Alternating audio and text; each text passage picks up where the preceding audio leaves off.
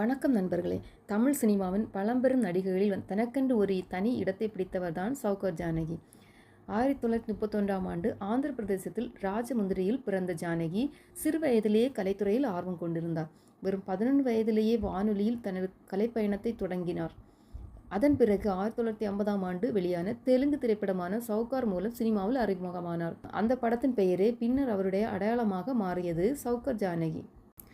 அறிமுகத்துக்கு பிறகு தமிழ், தெலுங்கு, கன்னடம், மலையாளம் என தென்னிந்தியாவின் பல மொழிகளில் தொடர்ந்து நடித்து தனக்கென்று ஒரு மிகப்பெரிய ரசிகர் பட்டாளத்தை உருவாக்கினார். நாயகியாக மட்டுமல்லாமல் அம்மா, மனைவி, அக்கா, பாட்டி, வில்லி என பல்வேறு கதாபாத்திரங்களிலும் நடித்து தனது நடித்திறமையை நிரூபித்தார்.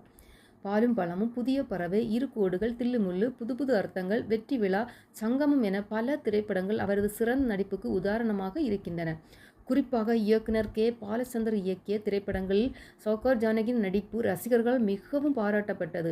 ஒரே மாதிரியான கதாபாத்திரங்கள் நடிக்காமல் ஒவ்வொரு படத்திலும் வித்தியாசமான கதாபாத்திரங்களை தேர்வு செய்து நடிப்பதுதான் அவருடைய வெற்றியின் முக்கிய காரணங்கள் ஒன்றாக இருந்தது. சுமார் 400க்கும் மேற்பட்ட திரைப்படங்கள், 70 ஆண்டுகளுக்கு மேலான திரைப்பயணம், பல விருதுகள், மேலும் 2022ஆம் ஆண்டு இந்திய அரசின் பத்மஸ்ரீ விருதும் அவருக்கு வழங்கப்பட்டது.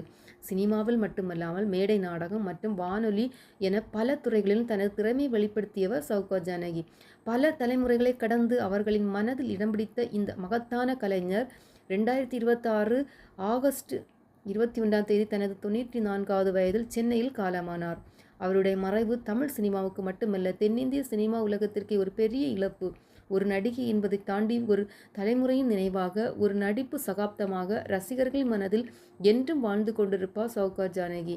அவருடைய திரைப்படங்கள் இருக்கும் வரை, அவருடைய கதாபாத்திரங்கள் பேசப்படும் வரை சௌகார் ஜானகியின் பெயரும் நிச்சயம் என்றும் நிலைத்திருக்கும்.